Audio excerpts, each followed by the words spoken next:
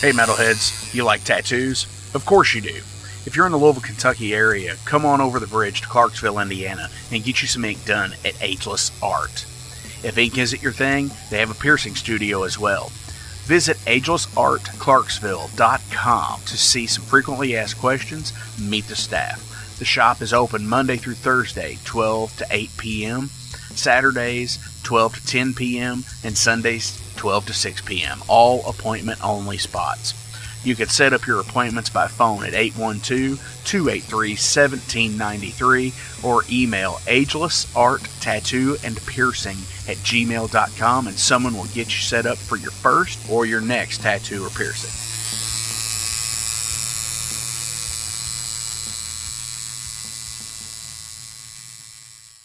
Welcome to the night. You think you know Night Demon? Then the Night Demon Heavy Metal Podcast is for you. Step into the darkness as we peel back the curtain to give you an unprecedented, all-access look into the mind and the heart of the demon. We're talking band history, song analysis, studio anecdotes, stories from the road. It's everything a diehard Night Demon fan could want and more. This is the only place to learn the inside scoop, the deep dive trivia, the untold tales from the band members themselves and those closest to the Night Demon story. Need more? The Sacred Night Demon Crypt will be pried open to reveal demo recordings that have never before seen the light of day, all with in-depth commentary by the band and the people who were there for the writing and recording process. This is a gold mine, a treasure trove of all things Night Demon. Head over to nightdemon.net or wherever you listen to podcasts.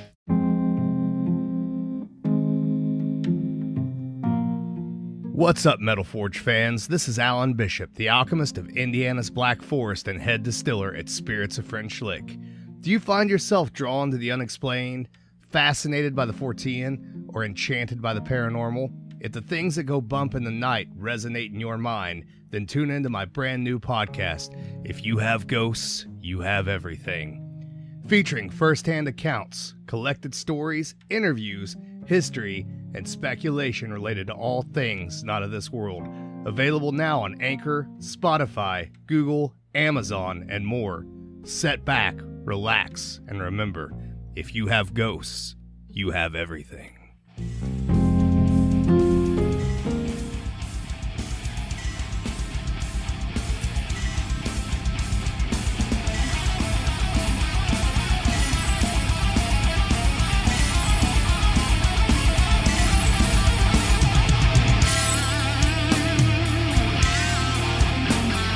Thank you for tuning into the Metal Forge. I am Mark Jackson and I am your host. The premise of the show is pretty simple. Awesome interviews and awesome music.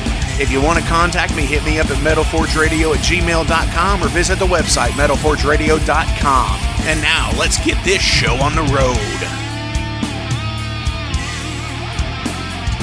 What is going on, Metalheads? Thank you all for tuning in to this week's episode of the Metal Forge.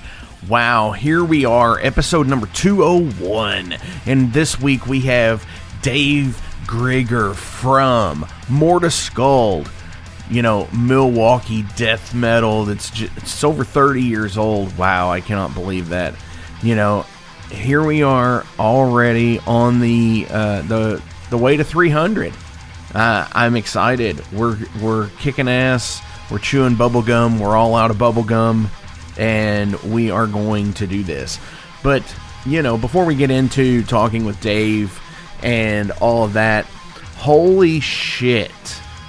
That was kind of a bomb dropped earlier this week, wasn't it? With Metallica all of a sudden just saying, hey, by the way, we're putting out a new album on April the 13th or what the fuck ever, 14th or whatever. And then they sent out all the tour stuff. And I know they're older and everything, and they're doing, and this was the whole thing. Like, if you remember watching Some Kind of Monster, they showed it like, well, you could do Friday, Saturdays, and be home through the week. You could do whatever you want. You write the book, right? And they've kind of adapted the festival schedule thing that they had done for the the Danny Wimmer shows, like the Louder Than Life, Rockville, Aftershock, Sonic Temple, and whatever the hell else there is, where they did the Black Album in its entirety on the one night here in Louisville, and which was interesting. So it's like a Friday Sunday tour gig, and it was, the tagline of the tour said something like no cities repeated or something like that. And Mexico City's on there twice. But the tour packages, oh my gosh, they're insane. There was one of them that was over $7,000 for a show. And it's like, fuck, man, $7,000. It was actually $7,272. Yeah, I know, they're clever, because if you did the silver package on 2 continents, where you got the 2023 United States, or North America, excuse me, and Europe package, it was $1,981 after fees. And yeah, so this is something they've done for a while, because like on the 30th anniversary shows that back in 2011, they did the same thing, that each night was priced at $19.81 per ticket and all that. But anyway, so the song, just like with Hardwired, I'm a little bit just kind of like, it seems to me like these last 2 albums they've released, the first song is the kind of the same thing to me. Hardwired is a 3.5 minute jam, and it's kicking. Lux Eterna is the same thing for me. It's like a 3.5 minute, just like balls out jam. And, because when you get to the rest of the album, the whole album's going to be like 74 minutes or 78 minutes or some shit. And it's going to be a long album again. And I don't think I'm exactly I get the concept of what James is talking about with the whole concept of 72 seasons, because it's, the first 18 years of life, and like what you're predetermined and what you're told you need to do, and just basically like shedding those misconceptions and doing your own thing. And there's 4 members of Metallica, so 18 times 4 is 72 seasons. However, I love Black and Yellow. There's an interesting thing. There's this band that I know that has this Black and Yellow logo out there also, and it's uncommon or anything, but so I love that. I love the color scheme. However, if anything Metallica has taught us is like they get stuck in some kind of what am I trying to say here? Not necessarily a rut, but they start to become comfortable with people. Like, for example, Bob Rock stayed a little bit longer than he needed to, I think. He was there for Black, Load, Reload, and Saint Anger. And then they were just like, yeah, we need to get away from this. The art direction has been the same way. Because the same person he did Death Magnetic, S&M 2, Through the Never, Hardwired, and this album, 72 Seasons. And it's like they've completely changed their art direction. When Saint Anger came out, they went back to an animated album cover and stuff. And I've always been a big fan of like animated album covers and stuff like that, because I think it screams thrash, but I mean, it's just a personal opinion on mine. So anyways, Jason is back to talk about the new Metallica announcements and such. And he's here from the Heavy Metal Wasteland, and he's kicking ass and chewing bubblegum and all out of bubblegum too. And let's see what Jason has to say, because I'm a huge Metallica fan. I really am. I mean, somebody had said to me where they were just like, well, it's Metallica. And I said, I think the word you're looking for is dependable. Because, let's face it, Metallica's Metallica, right? So anyways, what you got, Jason?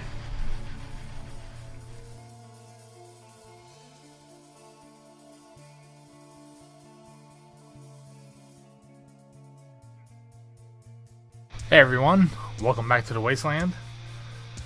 Good to be back for episode 201. I know I was just on 200, but the countdown begins to episode 300, but more about that next year.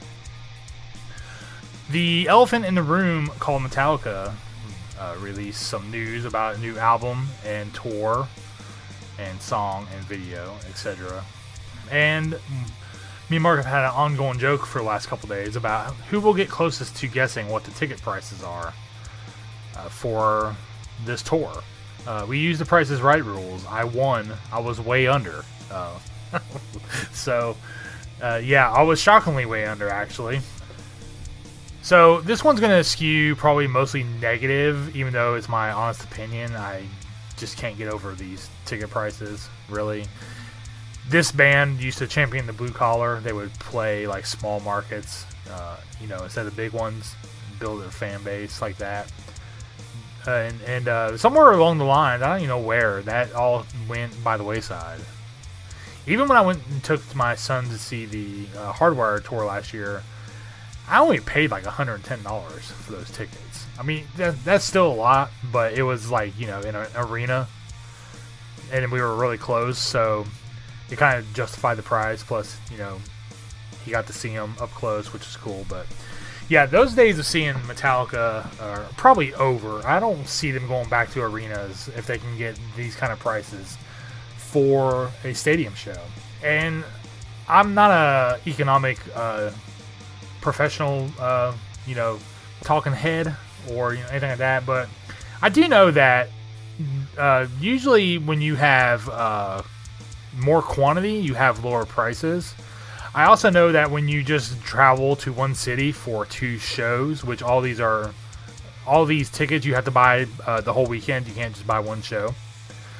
But I do know that when you travel, you only have to go there once for two shows. So it seems like the travel cost savings would be reflected on these tickets. But I think these are the most expensive tickets they've ever had. I'm almost positive of that. Yeah, just something that's not like a special event or something like that. I'm talking just like general admission, public can attend stuff. So let me go over some of these enhanced experiences. Now, I know these are a little priced a little higher because you get like perks, but you can still see how much the tickets are running. So the first one I got here is the Nothing Else Matters Snake Pit Experience.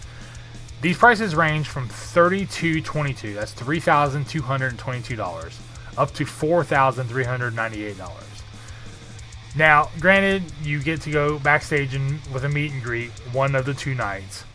You get a production tour led by a Metallica crew member and an onstage group photo.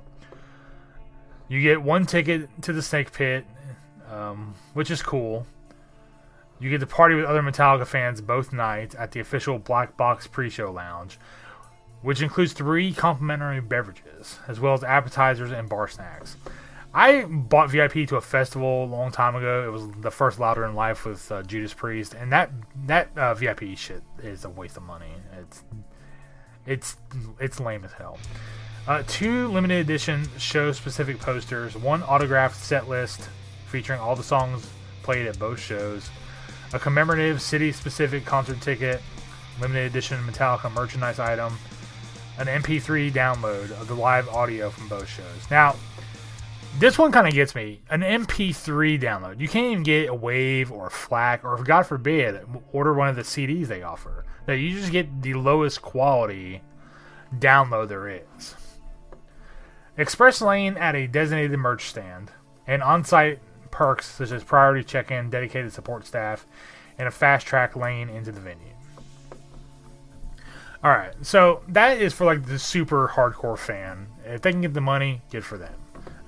I would not pay anywhere near that because I can't afford it, and just on principle alone. The next one is Moth into Flame. Snake Pit experience, which is everything except for the meet and greet and the production tour. So the next one down is the One Enhanced experience. This range, the Moth and Flame one was $1,038 to $1,398. The range. I'm not sure what the range is. I've tried to look, but I can't find why. There's a range.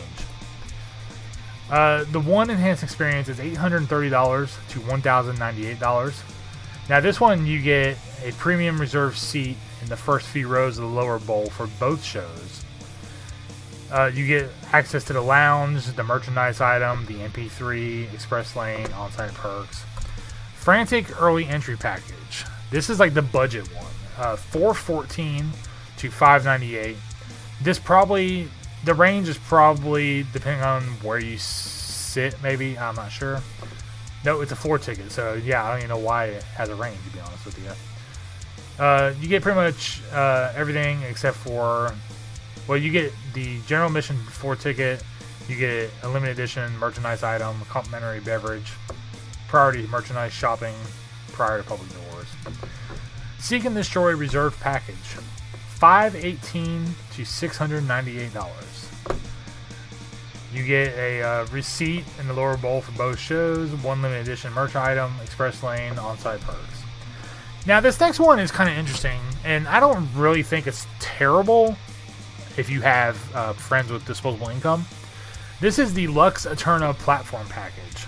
So it says that the platform is less than 75 feet from the stage, near the production tower. And basically, this is for up to 8 people. So you would buy the platform, and you can bring up to 8 people. So you can actually split it, 8 people to 2 shows. It actually came out to like $400 something, which wasn't terrible, I didn't think, if you have friends that can swing it, obviously. You get the platform for a private group. Now, it doesn't say how many private groups are on this platform. I don't know if it's one or if it's sectioned off into quite a few. It doesn't say. You get a cooler stocked with beer and soft drinks. You get access to the black box pre-show lounge with 3 drinks. You get a limited edition Metallica merchandise item for each member of your group. You can pre-order your concert merchandise and have it delivered to your platform. And you get the on-site perks. That one is actually pretty cool. If you, like I said, if you have friends that can afford it and will go with you. However, one person has to put that on their credit card. So if you have a high interest rate, man, I hate it for you. So, all right. So that's just the packages. Now, let me go into the, let me go on Ticketmaster's website. And this is for the MetLife Stadium. If you don't know, that's where the Jets and Giants play, an NFL stadium in New Jersey. And they have prices on here already. So clicking around here, if I just went to the lower bowl, no packages, just a seat. Let's say section 137, which is probably about the 40-yard line on the left side, or right side, sorry. $1,007. They have 100 tickets for that price. Let's go to the nosebleeds. Let's go to 338th top row. $407. For the very top row, which would be about the 40 to 45-yard line, looking down. Midsection, 234 in the end zone, $507. That's about the midway up the section of rows. So yeah, again, this is for 2 nights, but it's a lot. That's like the nosebleed is like $203.50 a ticket. And I don't even know if these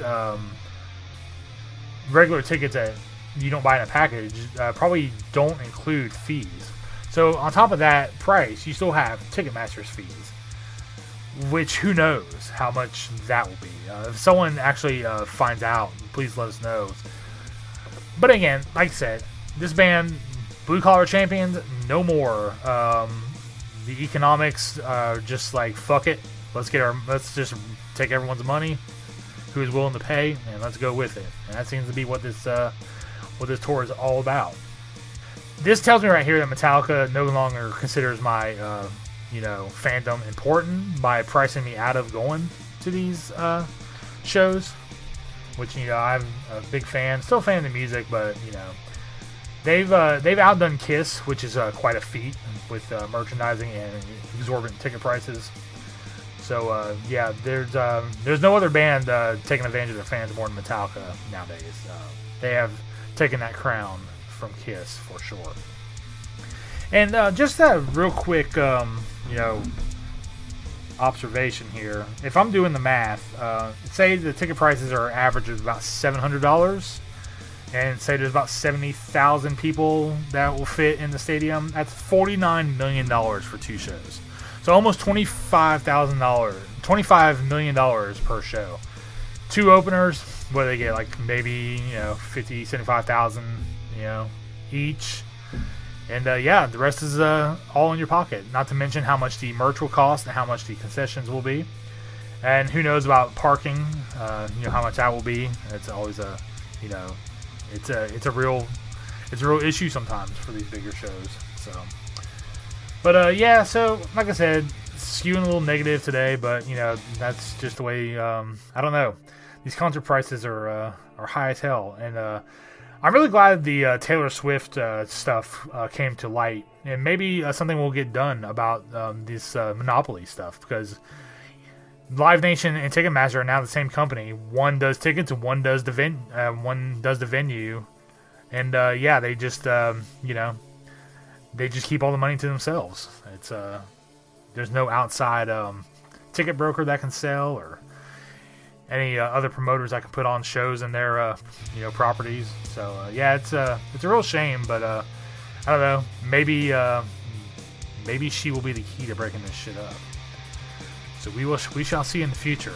But again, guys, if you're going, more power to you. I'm happy for you. I'm not downing anyone who is going. I'm just saying that for the average man, especially when it's in the middle of shopping season, right before the holidays, to having a price tag like this, and most people are going to have to buy 2 because they don't want to go by themselves. So keep that in mind also about how high these prices are. And also, having to buy a ticket for 2 years in the future, it seems a little unnecessary. Like maybe the next year one's okay. It's the first show of the tour is in April. I kind of get it.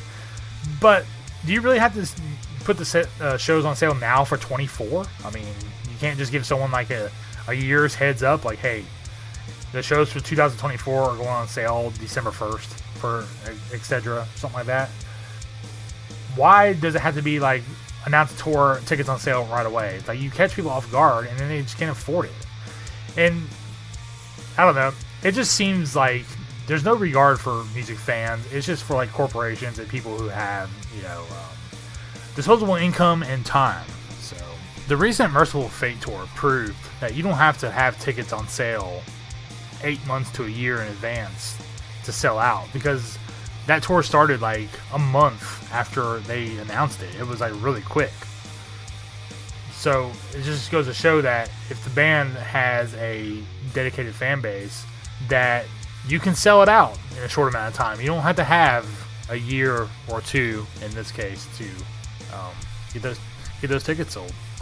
Okay, well, I ain't gonna stop bitching, but in all reality, I do like the song. Not a fan of the cover art, not a fan of some of the song titles, not a fan of the album title, but the new song is really good and seems to step in the direction that everyone wants them to go in, but we shall see. April 14th, I think it comes out. I'm sure most of the album will have been released in singles by then, so there might be like 1 or 2 songs that you haven't heard by the time it comes out. That's usually the way it goes. It'd been much cooler if they just released the album on Monday, with no announcement or nothing. I think that would have sent people to a frenzy in a good way. I think that'd be really cool, but hence it was not to be. So, as always, guys, stay safe, stay heavy. Let me and Mark know what you think. Am I way off? Am I just jealous that I don't have a bunch of money? All right, guys. As always, stay safe and stay heavy. And we will see you next time. If we don't talk before then, happy holidays. And stay tuned for some news around the first of the year regarding some mergers. I think you'll be most pleased. Thanks.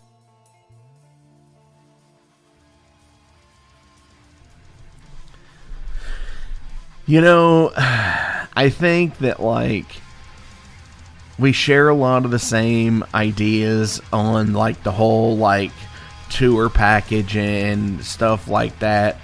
Musically, I still like the band.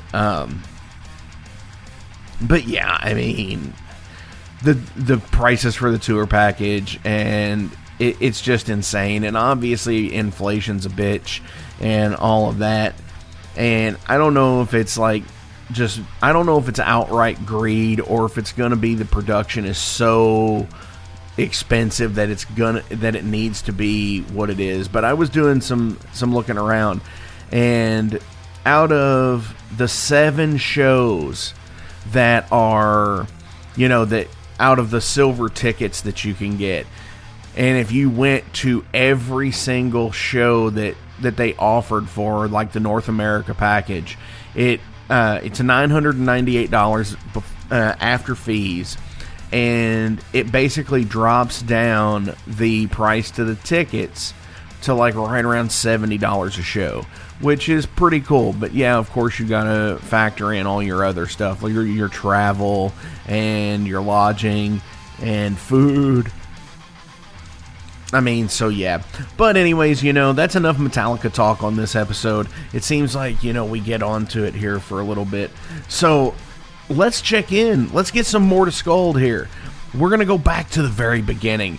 So we're going to talk about this in the interview, about the demos being re-released. So this is Morta Skuld, Through the Eyes of Death.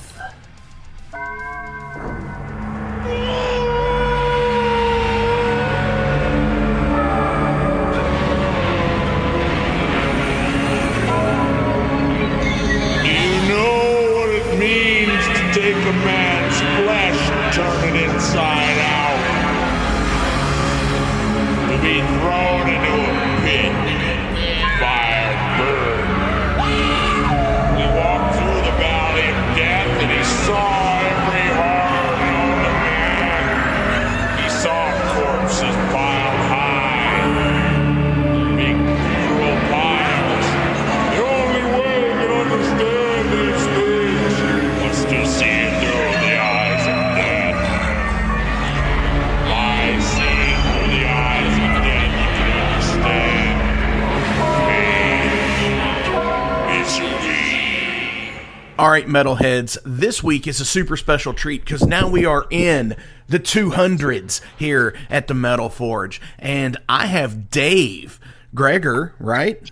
That's correct. Awesome, from Morta Skuld. Heck yeah, man. Yeah. Awesome. Glad to be here. Hell yeah, dude. What is going on? Not a whole lot, man. Just getting ready for winter, which I think we're all not really wanting to embrace. But, yeah, just hunkering down, writing the next record. And we're real close to the end of that process. And hopefully go in March. And hopefully record the next record. So kick ass, man. Well, you got a little bit ahead of me here. So sorry. You're up in Wisconsin, is that right? That is correct. So you've already kind of been in winter for like a month now. Well, technically, technically yes, but we've been pretty decent. It's been the weather's been fantastic. So, but I think it's about to change tomorrow. So it's supposed to get really, really cold. So. Absolutely. Yeah, we've been really lucky. Yeah, we've been really lucky. It's been warmer than normal. I actually had just went up to Milwaukee and played for Randy Castor up there. Get out of here. Yeah, back in October, we did Blades of Steel 2. And it was like, it dropped, because I'm from Louisville. And it was like 70 degrees here. And when we got up there, the high was like 45. Wow, what's the name of your band? Overload. Oh, okay, yeah. I was probably hanging out in the bar that day. Oh, wow. Nice. Yeah, it was over at Garibaldi. It was pretty cool. It was a fun deal. And Sure. I loved it up there. Super, super awesome room to play in. Yeah, no, it's always a good time. Hell yeah. So with winter coming on, you did just sit there and let the cat out of the bag that hopefully by March, you guys are going to go do a new album. Yes, that is correct. That is the plan. Awesome. Well, kick ass. So for the people out there in Metal Forge land who may not be familiar with you guys, consulting the metal archives is something I do on here, and it's kind of like Wikipedia fact or fiction. Yep. There's a lot of cool, like, tidbit information that is true, but there's a lot of fucking shit that just people put out there and are nuts. Sure. Now, it says that you all, in the first run, you all went from 90 to 98. That is absolute. Well, it started in 89, but officially, yes, it started very, very early. 90 is when we decided to change the name. The formation was kind of, taking its transformation over like a year or so. But then finally, yes, we branded it with the name, and then it officially became the band in 1990. Definitely. So, and then obviously, as for most things, that most of the bands from that era, that you're not like major touring all the time, everybody seems to call a hiatus, which kind of happened until 2010, 12-ish, maybe? Was that right? Yeah, close. Yeah, about 2011. Okay. So, again, like when that happens, because we're looking at like 33, 34 years now of the band.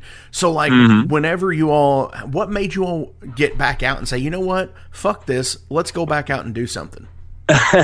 Well, when the band broke up in 1998, excuse me, it was one of those things. Death metal wasn't, it wasn't at its height at that point, and of course we had the dreaded grunge come in and kind of wipe out every other kind of music that was already around for a while. And the drummer we had at the time just, he started a family, and, we embarked on our first tour. And the first night here in our hometown, we, were lucky enough to open for Slayer. And then we went on to the next days, and the drummer got sick, and, he couldn't fulfill the rest of the tour. So the band really never toured. Came home a couple months down the road. He's like, hey, I want to call it a day. No problem.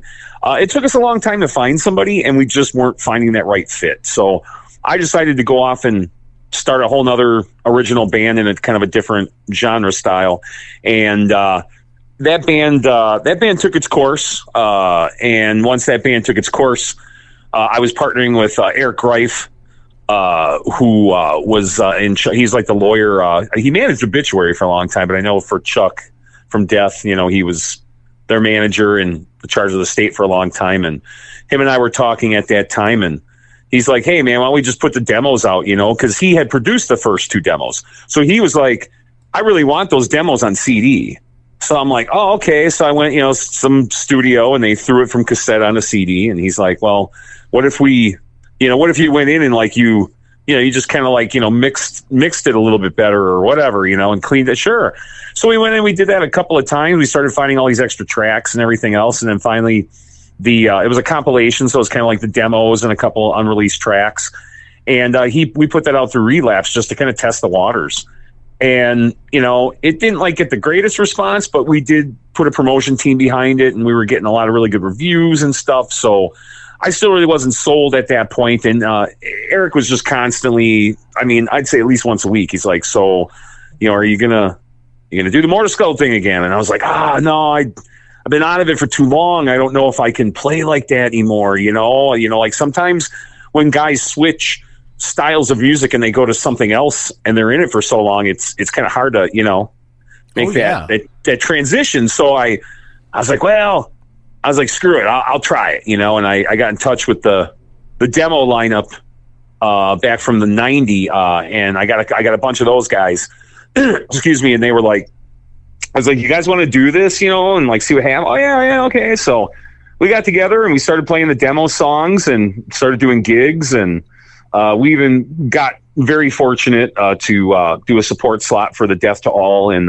Chicago when it came to the House of Blues.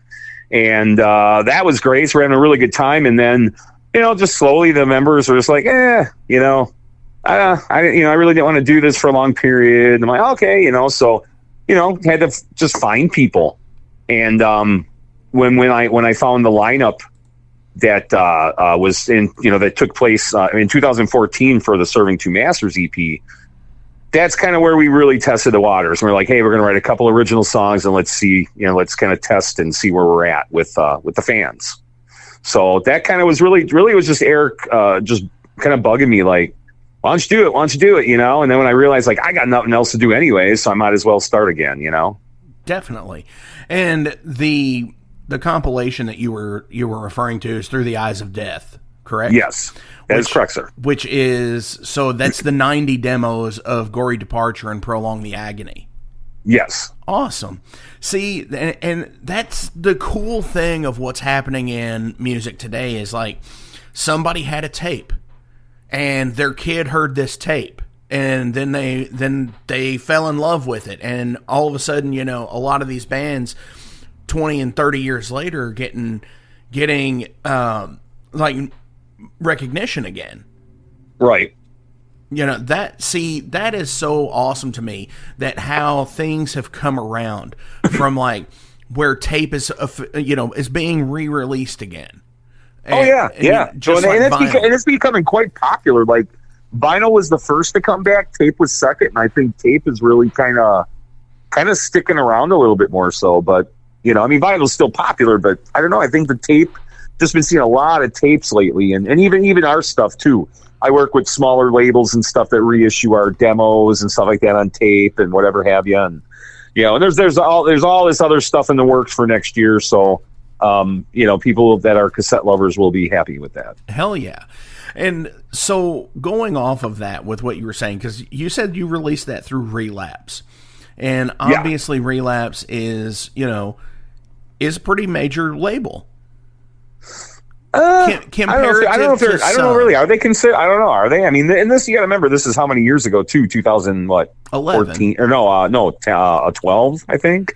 Yeah. So I mean, something like that. But I mean, they've got a pretty big catalog. They've got some. Yeah. They've got a bunch of stuff from like Amorphous, Atheist, sure, Baroness, even. There's a ton of bands that they've released.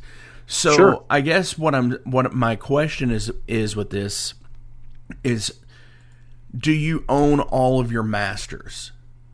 I do not own any.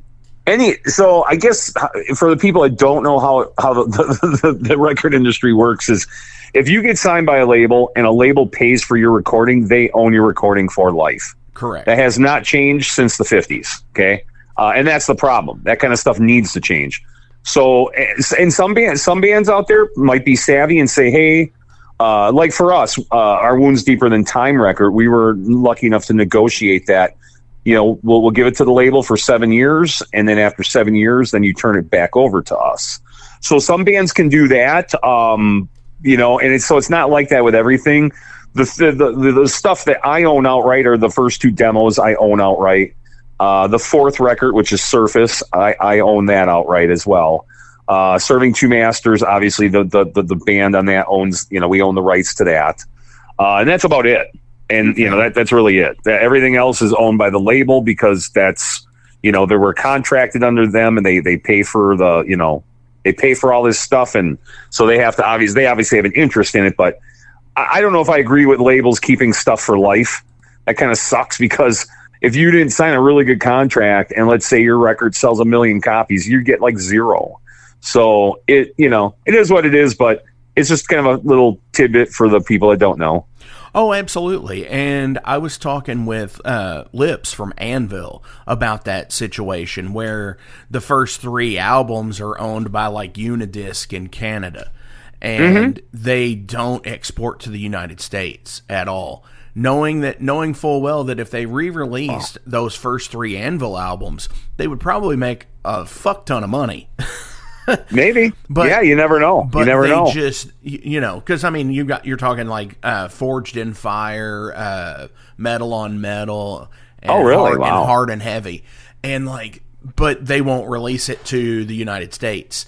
So it's like, wow, man, like. That's something that is like fundamentally flawed sure. all through music. Yeah, and the documentary with them too. When you see that, it rings really true to, what your average. I say average. I'm gonna say or your average bands like theirs or ours, or if you want to call it whatever you want to call it. Most of us have day jobs, and see him working, and then like you said, they play the show and get ripped off, and it's a perfect depiction of how it is out there. And I thought it was a good documentary. I was glad that they made it. Oh, absolutely. And it was so cool because back in October they did it was like a 17-year, 15-year release of it, where they released it to theaters finally. Nice. Yeah, and it was like a one night only kind of thing. It was like on a Wednesday night in the middle, like the middle of October or something like that. And it was badass, and it still to this day is like it's a cult classic, I think. Nice. So you found a home here for the last few releases, Wounds Deeper Than Time, the Extreme Tolerance single, and Suffer for Nothing on Peaceville. Yes, as well as the first three. I'm sorry. Yeah, we've been on Peaceville pretty much. The only record that we had that was not on Peaceville was Surface, and that was on Pavement. Okay. And then of course that compilation of demos was on Relapse. But it's compilation. You know what I mean? We weren't really technically signed to Relapse, but. Okay. But yeah, so Surface was Pavement. Otherwise, everything else except for Serving Two Masters was done through a smaller label here in town. But otherwise than that, yeah, everything's on Peaceville, and we've been with them for a while. Well, see, that's something that the Metal Archives here has gotten wrong. It looks like, because it says like Dying Remains was on like Def Records. Well, and here's the thing. Or is that something that they bought? Well, no, and now I can tell. See, when I hear that, now I know the old school guys know about this. Def Records was a subsidiary of Peaceville. For many years, and what happened is Def Records went under, and Peaceville acquired, I think, 2 or 3 of the bands off the roster, and we were one of them to go to the Peaceville roster. Nice. So on our second record, we actually became Peaceville recording artists. But technically, since we reissued Dying Remains through Peaceville anyways, it's all under the Peaceville Snapper Music moniker. So yeah, so and there's even a 7-inch single out there, Sacrificial Right. It's a split, Us and Vital Remains, and it says Def Across America, because that's what it was. It was called Def Records. That's the official label that that started everything for us. Interesting. See, that kicks ass, because I was looking at their page here for Def Records, and it's like you see people on there, you're like, wow, I know that guy, or I know those guys. Like, At the Gates was on there, Isengard was on there, Pitch Shifter was on there, fucking you said Vital Remains. It's like, wow, it's never would have put that together, honestly, without the explanation. So Peaceville, obviously, you're still with, and you're going to be putting out the new album on. Do you have a name for it yet? We do. Are you allowed to say? I mean, it's us and the label work really close together. So I mean, it's we're not under like a, there's not really a leash on us or anything like that. I just don't want to say, because for some reason, like if it would change, then it's like, oh crap, Definitely. So I do have a title. I want to stay with this, hopefully. But like I said, sometimes things change, and so I really wouldn't want to like disappoint people with something else. So, for sure. I mean, how long did we wait on Chinese Democracy? Yeah. Oh no, and it's not like I said. It's once, and it's not like some rock star shit or anything like that. It's just, I just would hate if all of a sudden for some reason I would change it and be like, hey man, I heard it was supposed to be this. What happened? I'm like, oh crap, So this way, if nobody knows, they can't be disappointed anyways. You're very right with that, and people are fickle about shit like that, and you might come up with something completely different, and it sound better, and they're just like, what? Come on, exactly. Man. I know you can't please everybody, man. It's a hard it's, being in a death metal band, especially of the, like ours that, have been around for a while and stuff, it can be a little challenging sometimes. You're like, some people want to hear a lot of the first record, and then some people want to hear, maybe more of the second or third, and you're just like, and you might not play one of those songs, and it's just one of those things, Definitely. You just try to roll with it. So with that, let's keep on that train of thought for a second, because, here we're looking at close to 34 years now. And how do you determine your set lists? Well, we know that, the Dying Remains, which was our first record, for those that don't know, a very kind of a cult classic record. And we do get a lot of requests off that record. Matter of fact, next year is the 30th anniversary of that record. Mm-hmm. So we have a lot of special things coming. We have an actual cassette release coming, which hasn't been done in like 30 years. Colored vinyl, double CD set. So we got a lot of really cool things planned for this next year. But when it does come to planning the set, we try to play a good chunk, like I'd say maybe even half, depending on how long this, if we're headlining, then it might be a little bit less than half. But for the most part, we usually do half of like the first record. We'll do like half, like maybe 4 or 5 of those songs off the first record, and then we usually pick 1 or 2 off a Surface, or well, usually one. Sorry, so we'll pick like 1 off a Surface, and then we'll probably pick like 1 or 2 off of Wounds, Deeper Than Time, and then of course we always try to pick 1 or 2 off of the new Suffer for Nothing. So yeah, so we try to get a little bit of everything in there, and we were even talking about going back and learning some different demo songs to play out and whatever in the future and stuff. So who knows? Sometimes it's just one of those things where it's like, okay, what are we fresh at? What's going on? How long is the set? So, but yeah, for the most part, we try to get a little bit of everything. I know the second and third record were real hard to just like the tuning. It just like doesn't translate to the tuning we're in today very well. So it's really hard to play those songs. Sure. Yeah, it's really hard to play those songs. Like you really got to do some crazy stuff to play those. Some of those songs, not all of them, but some of them.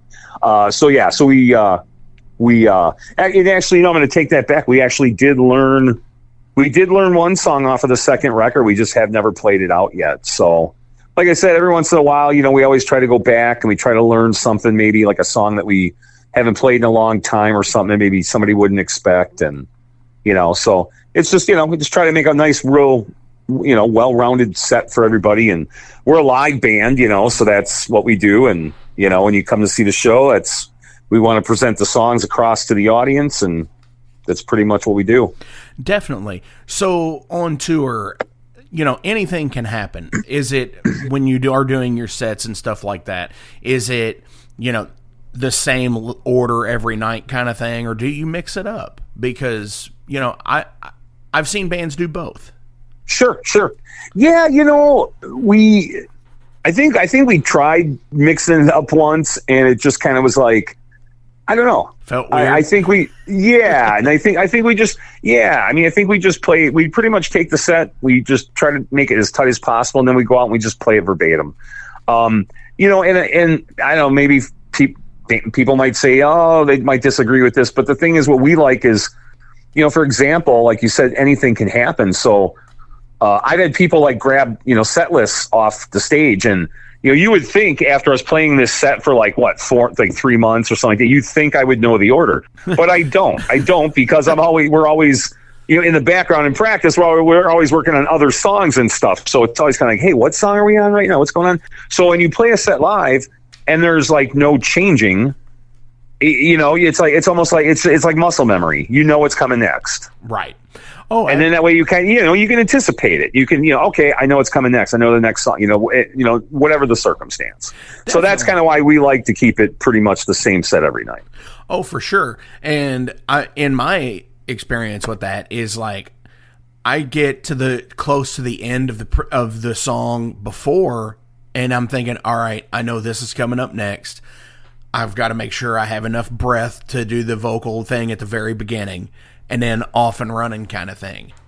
Sure. Or I got to know that this is where I've got to be placement-wise on the stage, Yep. just because of stage presence and stage show and stuff like that. So, Absolutely. and the reason I bring this up is because I recently went to a show, and it was Merciful Fate and nice. Creator and Midnight. And it was such a badass show, like, in general. Not to mention the fact, that Merciful Fate hadn't toured in America for 20 years or anything like that.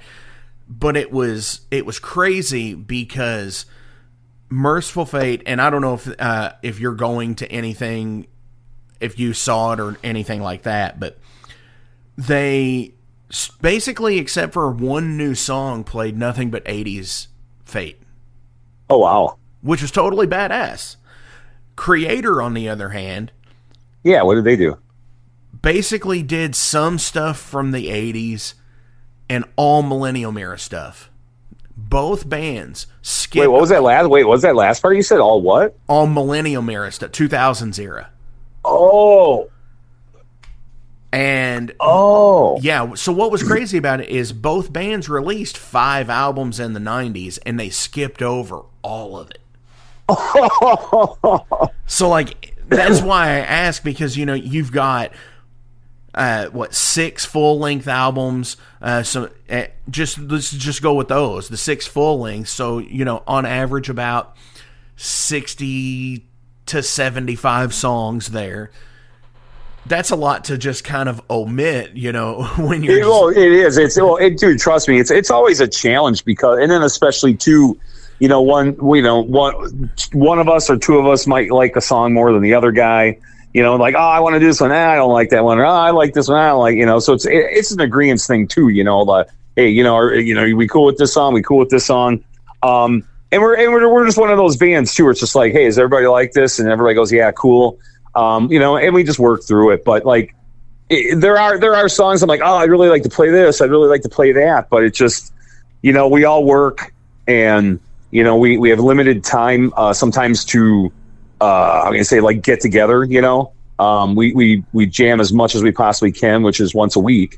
So you got those couple hours to cram a lot of stuff in that period of time. So Sure. Sometimes, the stuff we want to get done. I mean, if we were like 20-year-old kids and practicing 3 days a week, then yeah, we'd probably know every song in the, under the sun. But yeah, with the time we have, we just try to really pick out like what we really, what we like. And a lot of times we test songs out at shows too.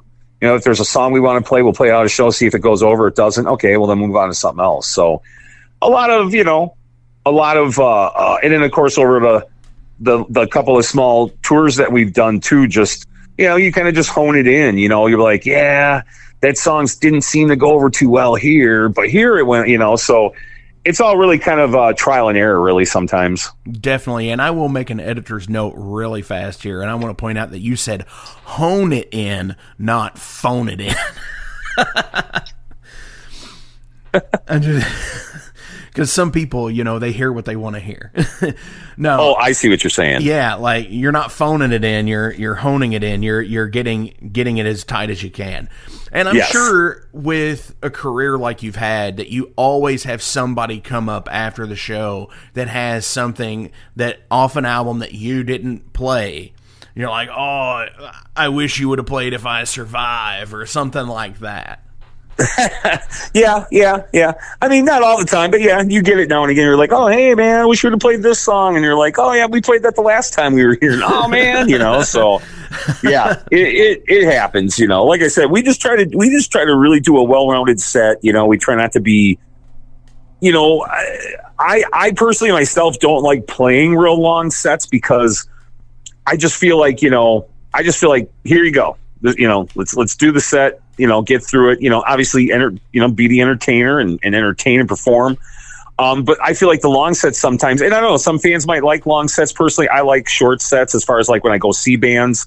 I like the nice short sets, 45 minutes or whatever have you. Yeah, I agree with that. But then again, that comes with kind of what we're saying is, well, but then if you're going to do 45 minutes, well, then you only have so much time and you've got these many songs, and where do you put which songs and which songs do you. go over. So, oh, absolutely. And because you also have to look at, well, this song's 9 minutes. And, just for an example, you all might not have a 9-minute song, but you've got to look at it like, okay, well, this is X amount of time, and we're going to play it, so that's immediately going to cut us down in a 2-song set, So that's going to take the place of 2 songs. So yeah, it's all relative, and it all makes sense. It's like a game of checkers or something, or chess or whatever the hell you want to call it. Yeah, you got to really plan it out, and and sometimes too, you might have a song where it works real well, maybe in this slot, but then you put it into a different slot, and it goes over way better. So yeah, it's all that planning and strategic ebb and flow, and in and out, and just definitely. Yeah, but it's definitely the ebb and flow. So awesome. New stuff to look forward to in 2023. Hell yeah. A 30th anniversary release. And hopefully a new album by the end of 2023. And hopefully a cool tour. Yeah. Awesome. That would be nice. Sounds good to me. Fuck yeah. Sounds awesome.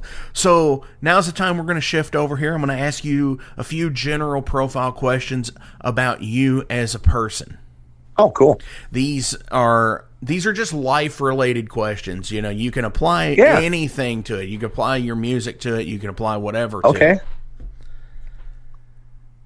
it. Shoot. What brand or product do you buy specifically because you feel it is trustworthy? Wow. That's a hard one. That's a hard one. Wow, I got to think about this one. You know what? I'm going to probably just, I don't know, because I'm sitting here looking at my guitar, so I'm just going to, I play Schecter guitars, and I've had many of them, but I'm down to 2. I play the baritone, which is an extended scale for our low tuning, and I just love them. I just think they're a great brand. I swear by them. Even the newer models are just amazing pieces of work, and I love that brand. Hell yeah. No, I actually, when I bought a Spectre about 16, 17 years ago. Nice. Yeah. And it's been the workhorse. It's been the number one, but it came down to a Stiletto C4 bass. Wow, that's interesting. And this Spectre. And I loved both of them. But like as soon as I put my hands on the neck of the Spectre, it's like it was made for my hand. Wow, yeah, our bass player John, he's got 2, I think. So. Oh, nice. Yeah. And the thing is, it's funny because I just bought a Rick. Oh, nice. So my Spectre's on the wall giving me an evil glare right now. How dare you? Right. Well, I mean, she's got to get retired eventually. Right. How have you forsaken me? Right. What specific piece of artwork or music do you admire the most? Wow. That's a good one, too. Holy crap. I'd probably have to say art. I'm not really, I really don't have a lot of art. The art that I do have, my drummer's mom, Kathy House, she actually does paintings and stuff. So our house has her paintings. Otherwise, I'm not really a big connoisseur, but I would have to say, and you said something I admire. Was that what you said? Yes, the kind of artwork that you admire most. I honestly really have to say the last record we did, that artwork was so like, wow. Like I was just on Facebook and because it's a hand painted piece. Right. You can even look at the vinyl or even the seat, and you can like see where like you can see the canvas. So I thought that was really cool. And another reason too why I'm bringing this up is because it reminded me of Merciful Fate. Don't Break the Oath. The colors. Oh yeah, for sure it does. So that I guess that would be something I admire, I guess. Definitely. And you're right. You can totally see, because like if you even go to the Metal Archives page, it pops up and it's like a really big picture of it, and you can just see the minute detail in the skull and the flame. Absolutely. Hell yeah. What is the oddest job you ever took to earn a buck? Oh, wow. I feel like all my jobs are odd. Wow. Now I'm going through the list here. It's a long list. You said the weirdest?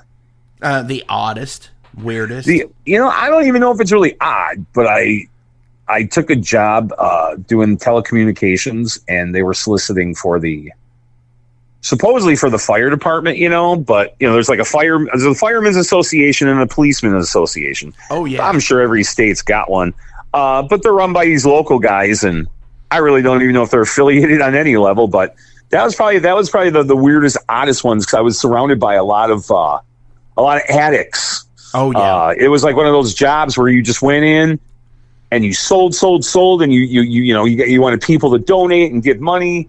And then, you got rewarded for that. And then you got paid weekly. And it was just one of those, weird thing. These guys were like, cashing their checks out the back door, and just, it was just the crazy. I was like, I did that for a couple of months, and I was like, I don't want to do this. And like, I did it. I needed to do it, had to do it. And it was one of the jobs I was like, ugh, Oh yeah. Guys are like smoking weed. They're like smoking weed, right next to me. Guys just start sparking up. I'm like, what the hell is going on, dude? And these guys are going out in the lot and fucking doing crystal meth. And yeah, I was like, dude, I got to get out of this, man. So yeah, it was, it is what it is, man. You just gotta not fall into that trap like those other dudes, and get yourself out. Oh, for sure. We had somebody that would come by our business like crazy, like 3 times a week, and they would have like blow pop suckers and shit, and they're like, hey, I'm selling these for the police, the association and shit like that. And it's just like, and you could tell they were like you said, they were former addicts and stuff like that. And yeah, it makes it's kind of like upsetting to a degree to see people that are trying to better themselves after they've had something happen like that. Sure, absolutely. Especially in a job like that, right. And I'm not downing anybody, right, that's trying to get themselves into a better place. But these guys I was working with were definitely not. It was a means to feed whatever habit they had, basically. And for sure, it's just crazy. It's, man, kind of back me. What did he say? He was hooked on meth or something. He's back there, sucking on opium, opiate lollipops and stuff. And I was like, what the hell's going, so yeah, it is what it is, man. But yeah, I encourage people, if they have, they can reach out and get help, get it, Oh, for sure. What does a typical Friday night look like for you?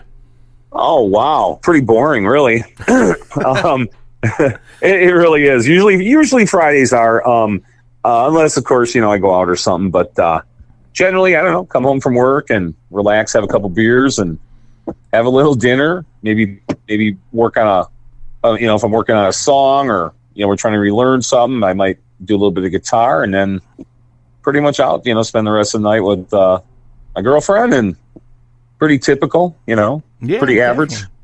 Hell yeah. Have you ever been kicked out of anything? And if so, what was it? Ooh.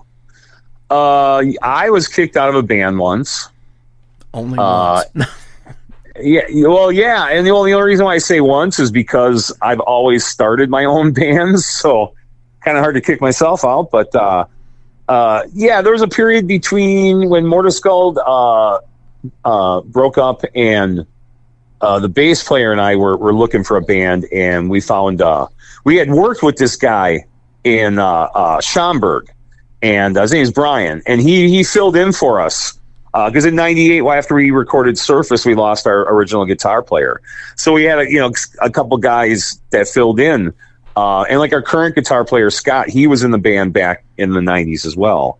So but anyways, so we influx of guitar players, and we got in touch with Brian, and he lived in Illinois, and we're like, hey, we live a couple hours away, but let's he had some project that he had been doing, and I heard a tape of it, and I thought, wow, man, this really sounds good, and he's kind of a one-man band, so he was doing everything. He was programming the drums and playing the guitars and everything, and it just sounded fantastic. So I thought, man, we should really get this off the ground. And So we got a drummer, and we started this band up, and basically things were going pretty well. We were rehearsing, things were sounding great. And it was really kind of like a heavy Rob Zombie kind of Fear Factory-ish type thing. And and so, you know, 'cause we're trucking along, and one day after practice, the guy that I had played with for a while, Brian, he comes to me and says, hey, he goes, or no, he didn't even come to me. He called me when I got home. I said, what's up? And he goes, we don't, you know, I don't want you in the band anymore. And I'm like, oh, really? And I'm like, why is that? He goes, you're just too death metal. And I'm like, what? He goes, you're just too death metal. I'm like, what the hell does that mean? I'm playing your material. I'm playing in your tuning. I'm playing your material, and I'm sounding too death. I was like, whatever. So I thought that was hilarious, but I got kicked out of that. So. Oh my gosh. Yeah. Too death metal. That just sounds like a cop out. I'm like, what the hell are you talking about, dude? That's like me playing a Rat song. You sound too death metal. What are you talking about? It's Rat, you know. We have Shout at the devil. No. Hey, at least you did it better than he's doing it these days. Yeah, I probably could, and that's not saying much. Which magazine would you like to be on the cover of? Ooh, Decibel. Hell yeah. And, you know, that's probably an attainable goal, actually. I don't know about that. Really? No, I don't know. We're not that popular, trust me. Oh, come on now. Oh, just saying. What is the biggest lie you once believed was true? Oh, jeez. And Santa Claus and the Easter Bunny do not count. Dang it. Wow. Oh, shoot. Somebody had tried to tell me that my grandmother didn't love me, and it was not true. Oh. Yes. Hopefully, was it a family member?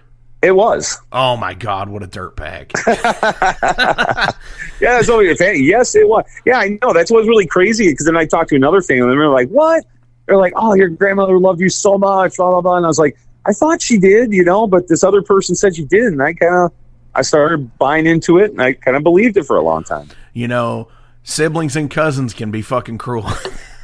Oh, yeah. Yeah. Family's always a fucking mess. Definitely. If you could try out a job for a day just to see if you like it, what would you do? Wow, that's awesome. Wow. Oh, these are great questions. You're like totally catching me off guard. I'm like, holy yeah, what would I do? Man. Well, for one day. Yeah, if you could try out a job for a day, what would you choose to do? I would be an actor. Right on. So, I mean, like just any kind of like stage, screen, anything. You know, like a movie. Hell you know, yeah. like a big time movie actor. Okay. I do that. I'd like to do that for a day. That'd be cool. I mean, I'm not saying I get the skills to do it. I'm just saying it'd be cool to do for a day. You know, because people think that's I could do that. Oh, I could do that. And it's like, I don't know, man. Like, I haven't like done much film, but I've done some video. You know, the band that I did prior to getting some Morta Skuld coming back is we did a video shoot. You know, and there's cameras in your face and all that, and it's like, yeah, you'd be surprised at it. You know how some people don't really take to that very well, and then of course, you know, if you're an actor, well, you got to remember some kind of dialogue. Are you going to say it the right way? Are you going to say it the wrong? You know, there's all kinds of stuff. So, I mean, there's a really lot to think about, because I thought like 20, 30 years ago, I'm like, oh, I could be an actor. Psh, yeah, I could do that. No problem, you know? And then all of a sudden I started thinking, I go, wow, man, like, what if I forget my lines? And, you know, or like, you know, you all this, and then what if I can't do what they want me to do? And, you know, so I think it's definitely an art form. And I think there's, you know, just like bands or musicians, there's good ones, bad ones, same thing with actors. But I think doing that for a day, I don't know. I think it would be cool just to see the behind the scenes and like what really goes on. Oh, for sure. And, you know, that's something that I've recently got back into is the whole acting thing. And, you know, as I'm, you know, nearing 40, I realize that I'm pretty well typecast to a biker, I think. That's not a bad thing, though. Everybody needs a biker. Oh, for sure. Yeah, you always need the badass at the end of the bar. That's right. Yeah. You always got to have a bar scene. Come on. In anything, yeah. Right? Even if it's fucking Clifford or some shit. Yeah. You never know. So I have one more question, but before we get into it, as always, links will be listed below, so please give a like, share, and a follow to these guys, because they're out there, they're kicking ass, they're taking names, they're doing it. They're providing the music and awesomeness that you like to listen to. Do you have any shout-outs you want to give to anybody today? Oh, not really. Just shout out to everybody, the band guys, and our significant others that help us do this and support us in doing this, and the fans for buying the stuff, and especially a lot of the reissued stuff that's coming out. I'm just real happy that they enjoy it, and I appreciate all their support. And they can go to our Morta Skuld Facebook page. We have a new storefront, so t-shirts, hoodies, all that stuff can be ordered right through there. So a lot of good things, but no, I just really appreciate your time and everybody else's time, and just appreciate all the support. Hell yeah, dude, and I appreciate that. Thank you for doing what you do and coming on this week. No, I appreciate you asking me, man. It's always fun to do, and I think this is kind of the new way. I think that interviews are going to start going, because I even noticed, in 2020 when we released Suffer for Nothing, even though it was, in the COVID times and all that, a lot of people, of course, weren't, I think the interviews just got a little different. I think they got more personal, and like Zoom or Skype or like us over the phone. I did way more on that record than I did on Wounds. So I think this is kind of like a new way of format, and I really dig it, because we're just sitting here having a conversation, and you know what I mean? It's not like the rigid questions, and you get sometimes the same questions, and I thought you had some really good ones, because you caught me off guard with a lot of them. So I hope I didn't sound too much like a moron. I'm God, no, definitely not at all. Are you still there? No, definitely not at all. So, final question of the day. Oh, Daily Double. Oh yeah. If you decide to get cremated, where would you like to have your ashes spread? Fuck, man. Dude, you are really asking. Damn it. I was not prepared for something like, so on the second record, I'm like, oh, no, you're asking some really good ones. Well, I do want to be cremated. So that's, a reality, or not a reality. You know what I mean? I do want to be cremated. Spread, man, that is a really good question. Or are you, if you're having trouble, are you that put me on the mantle guy? I was going to say, yeah, they could put, well, you know what? It's up to the person. I'll leave it up. If there's somebody that wants me on the mantle, fine. If not, man, I wouldn't even know of anywhere that you know what? I would probably say, take me over to the Netherlands and bury me somewhere cool. Fuck yeah. Dude, that's bad fucking ass. Yeah, I don't know. I love it over there, man. We played over there a couple of years ago, and it was just amazing. So a lot of, and then just a couple of months ago in September, we played in the UK and Denmark, and just some really, just some really amazing fans, and just really a lot of love for us. So, I mean, it was a great experience. Dude, see, that's so awesome. And, to have something and then disband it and then come back with an pretty much all new lineup today of what you've got, and being able to, to go world tour, play shows in Europe and stuff like that. That's always the dream when you start out. And then, yeah, it might have taken a lot longer to get there, but you're there, and that kicks ass. Yeah, I mean, to a certain extent, I don't know about, we're not really touring the world, but we definitely did get some opportunities that definitely we're very grateful for, and yeah, and to see other parts of the world too. So we're hoping to expand that this next year. So hopefully go back over to Europe and maybe do a couple of weeks. Oh, that's fucking rad, dude. Hell yeah. Yeah, we'll see. That's you know, I guess it's a lot of work, and we just you know, we just want to go back over there and then, you know, probably plan something either I don't know, we're going to try to either do something West Coast or do maybe another run down and then, you know, out east again. But Louisville, dude, we played there a bunch of times, man. Hell yeah. I love Kentucky. We played Kentucky so many times. I remember in 2017, it was in Balmer, us, and I don't think they played them. No, this was just a show for us. It was like on the way home, and my buddy Chris from out there was like, "Hey, I'll put on a show at this pizza place," and it was in the downtown area. Yeah. I can't remember the name of the place now. Spinelli's. But anyways, that place was awesome. I mean, so there was a black metal playing in between the pizza ovens. As soon as they were done, we set up, we played, we tore down, sold some shirts, and we were on the road. Hell I mean, yeah, but the pizza was great, dude, and there was a few people that were awesome. So, you know, yeah, I love Kentucky. I'm really hoping we get around to playing that neck of the woods again in the future. Definitely. And, you know, I actually booked some shows here, so hit me up. Sure. Well, they can, anybody that is interested, I'll put you in touch with our booking guy. We have a guy that takes care of all that for us now. So yeah, for sure. Finally got somebody to do that, which is awesome. Yeah, anybody that wants anything, I'll send it to you. But yeah, we have a booking guy. We can set something up, and that'd be really cool. Awesome. So off of Suffer for Nothing, the latest, what do you want me to play out today? Play Dead Weight for me. Dave, thank you so much. This is Kicked Ass. So, you heard him. This is Dead Weight. Your life means nothing. It's by design. Your only weakness. Only inside. The only inside is your weakness. So close to the light.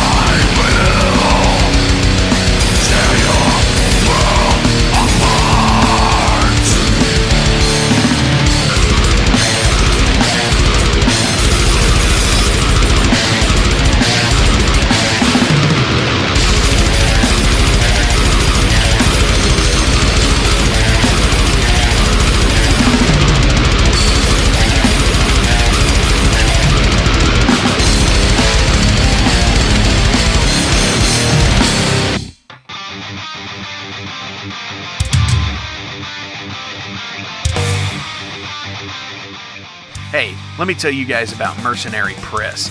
They're an independent London label and distributor of all things metal. Mercenary Press delivers the goods from their own independent zine. Trust me, you're going to want to get in on that. To distributing various bands from all over the world, including Cramp from Spain and Sadistic Force from Texas. Visit mercenarypress.bigcartel.com to find out what all they have in stock and what you can order. And for Metal Forge listeners, enter code METALFORGE to receive a discount on your total purchase at mercenarypress.bigcartel.com. Check it out now.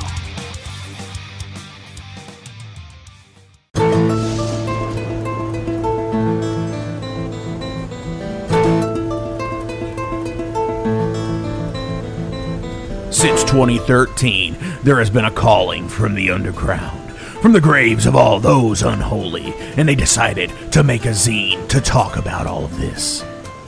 Soulgrinder Zine, an independent metal zine to keep you informed on all things metal and horror from the underground.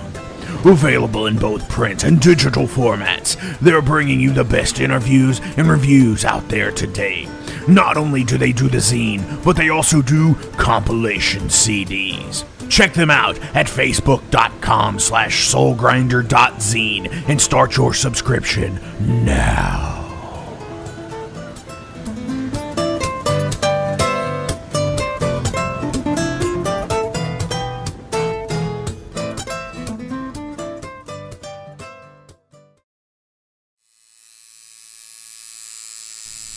Hey Metalheads, it's with great pleasure I get to tell you guys about a new sponsor to the Metal Forge, Ageless Art, New Albany.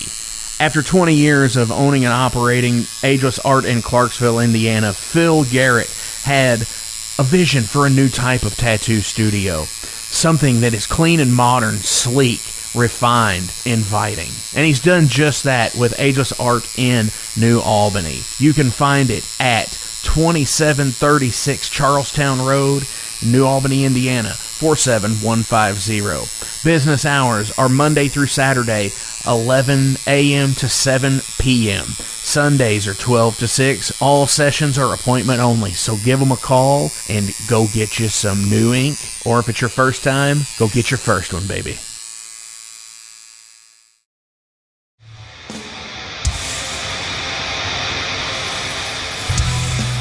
Hey everybody, let me tell you about the new sponsor to the Metal Forge, Unchained Tapes. They're an independent Pennsylvania tape label. They focus on extreme metal and punk with a killer approach to the tape scene. Visit their web store at unchainedtapes.bigcartel.com now to get your fill of tapes. And for being a Metal Forge listener, enter the code METALFORGE10 at checkout to get a 10% discount on your total purchase. That's unchainedtapes.bigcartel.com.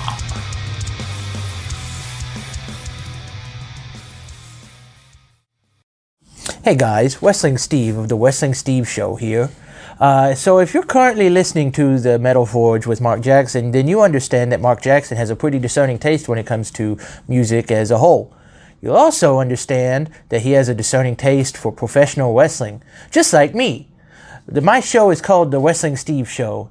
I talk about modern and classic pro wrestling in a completely unbiased, unfiltered way. Be sure to check me out on all available podcasting platforms. That is the Wrestling Steve Show. And I am the host, Wrestling Steve. Just remember, like Confucius said, man who goes through turnstile in Thailand is going to Bangkok. Pro wrestling.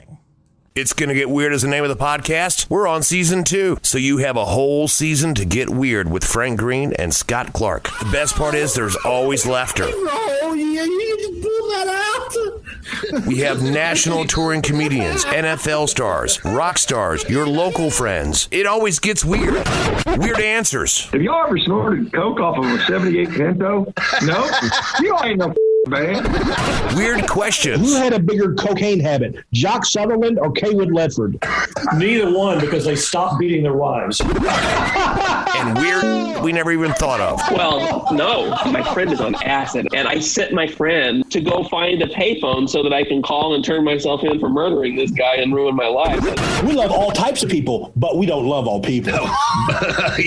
Weird. It's Gonna Get Weird is the name of the podcast, available everywhere. And thank you to Big X Sports Radio for being a proud sponsor of It's Gonna Get Weird. Frank Green, Scott Clark. Yeah. Hey, thank you all for tuning into this week's episode of The Metal Forge. I want to take a minute to remind you guys about the Patreon page. Over on the Patreon page, we have the tiers set up to support the production of the show. We feature the Down and Dirty, which is just $1. There's nothing special for that one, it just sends me a thank you because every dollar helps. Then there's the Double Down and Dirty. Much akin to the Down and Dirty tier, everything helps produce the show in the end. You make your presence known, and I appreciate that more than you realize. Thank you for being a dedicated friend and supporter to the Metal Forge. By selecting that tier, you will receive some cool Metal Forge stickers in your mailbox. Now, we're really going to start pounding the metal madness with the Apprentice Metalhead for just $5 a month. By becoming an Apprentice Metalhead, you'll be given early access to the shows, published 24 hours before everyone else gets it. You're also going to receive 3 entries in any contest that we do here at the Metal Forge. You're also going to receive a 10% discount on all Metal Forge merch, and you're going to receive a sweet Metal Forge patch for your battle jacket or backpack. And now, here is the big one. This is the Master Metalhead for just $10 a month. By becoming a Master Metalhead, you will receive a hand-numbered Metal Forge Master Metalhead membership card. You're going to be given early access to the shows as well, with 36 hours before everyone else. You're going to receive 5 entries in any contest that we do here at the Metal Forge. You'll be able to submit audio questions that I will use on the show of you asking questions to the upcoming guests. Remember, timing is everything, and you will need to keep up with the upcoming guest list on the website. You're also going to receive advanced knowledge of any new merch coming out and be given a 25% discount on all Metal Forge merch. And you're also going to get all of the other rewards from the other tiers. So visit patreon.com/Metal Forge Radio today and help support the Metal Forge. Rock on.